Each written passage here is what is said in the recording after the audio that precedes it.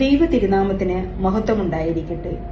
ധന്യൻ മാർ ഇവാനിയോസ് തിരുമേനിയുടെ 73-ാം ഓർമ്മ പെരുന്നാളിനോടനുബന്ധിച്ച് Dubai MCMF നടത്തുന്ന മാർ ഇവാനിയോസ് ടോക്ക് സീരീസിൽ വിശുദ്ധ കുമ്പസാരം മാർ ഇവാനിയോസ് പിതാവിന്റെ വീക്ഷണത്തിൽ ഈ വിഷയത്തെ പറ്റിയുള്ള ചിന്തകളാണ് ഞാൻ നിങ്ങളുമായി പങ്കുവയ്ക്കുന്നത്.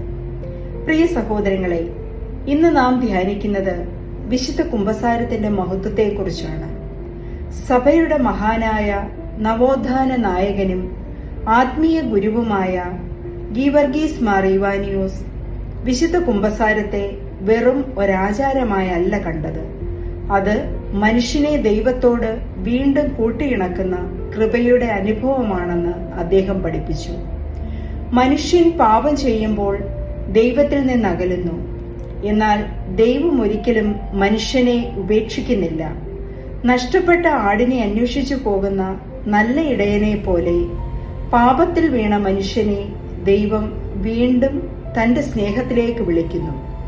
ആ വിളിക്കുള്ള മറുപടിയാണ് വിശുദ്ധ കുമ്പസാരം.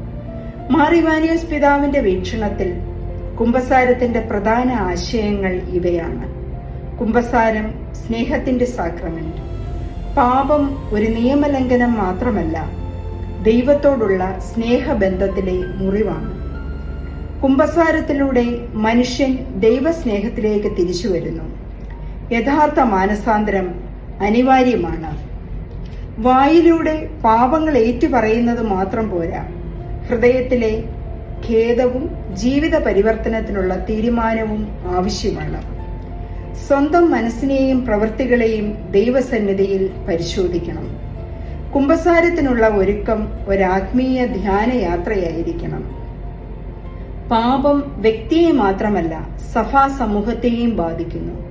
കുമ്പസാരത്തിലൂടെ ദൈവത്തോടും സഭയോടുമുള്ള ഐക്യം പുനഃസ്ഥാപിക്കപ്പെടുന്നു. പിതാവ് പറഞ്ഞിരിക്കുന്നത് യഥാർത്ഥ ആത്മീയ വളർച്ചയ്ക്ക് ആത്മപരിശോധന അനിവാര്യമാണെന്നാണ്. നമ്മുടെ ജീവിതത്തിൽ എന്തെല്ലാം കുറവുകളുണ്ട്, എവിടെയാണ് നാം ദൈവഹിതത്തിൽ നിന്ന് അകന്നുപോയത് എന്ന് തിരിച്ചറിയുമ്പോഴാണ് മാനസാന്തരത്തിന്റെ തുടക്കം. കുമ്പസാരം ആ മാനസാന്തരത്തെ പൂർണ്ണമാക്കുന്നു. കുമ്പസാരത്തിൽ നാം വെറും പാപങ്ങൾ പറയുകയല്ല, മറിച്ച് ദൈവത്തിന്റെ കരുണ സ്വീകരിക്കുകയാണ്. പാപത്തിന്റെ ഭാരം മനുഷ്യന്റെ മനസ്സിനെ തളർത്തുന്നു. കുറ്റബോധവും സമാധാനക്കുറവും ജീവിതത്തെ അസ്വസ്ഥമാക്കുന്നു. എന്നാൽ ആത്മാർത്ഥമായ കുമ്പസാരത്തിന് ശേഷം ലഭിക്കുന്ന ആത്മശാന്തി ദൈവം നൽകുന്ന മഹത്തായ ദാനമാണ്. കൂദാശകളുടെ ഷെമ്മാശൻ എന്നാണ് ഷെമ്മാശനായിരുന്ന കാലത്തെ അദ്ദേഹം അറിയപ്പെട്ടിരുന്നത്. പരിശുദ്ധ കുമ്പസാരത്തോടും കുർബാനയോടും അതീവ താൽപര്യം പിതാവ് കാണിച്ചിരുന്നു.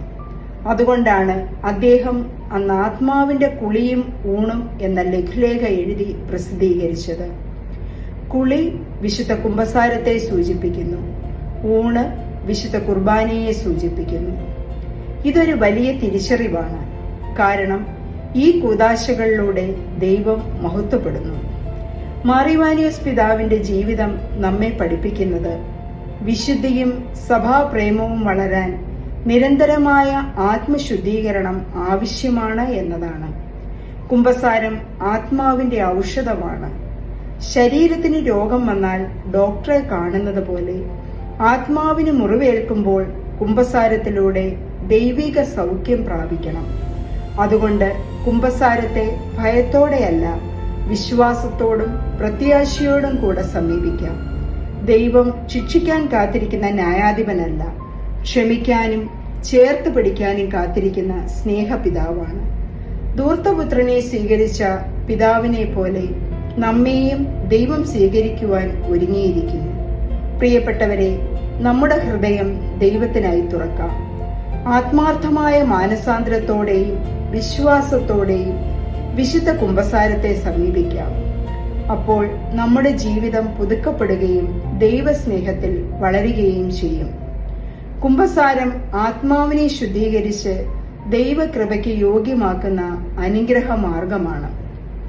മാർ ഇവാനിയോസ് പിതാവിന്റെ ഈ ആത്മീയ ദർശനം നമ്മുടെ ജീവിതത്തിൽ ഫലവത്താകട്ടെ. ധന്യൻ മാർ ഇവാനിയോസ് പിതാവേ, ഞങ്ങൾക്ക് വേണ്ടി അപേക്ഷിക്കണമേ.